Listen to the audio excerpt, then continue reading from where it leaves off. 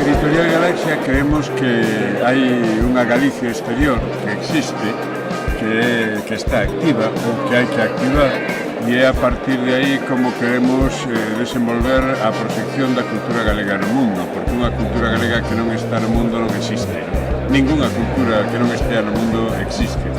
E nós temos a sorte de dispoñer dunha rede social de xentes de primeira, segunda e terceira xeración que se recoñecen como galegos, e é dende ese punto de apoio dende onde queremos proxectar Galicia, a cultura galega, o libro galego, o audiovisual, etc. Tamén nos ámbitos, sobre todo, de Latinoamérica, porque eu creo que Latinoamérica está ás veces moito máis perto de nós que algúns aspectos ou algúns países de Europa.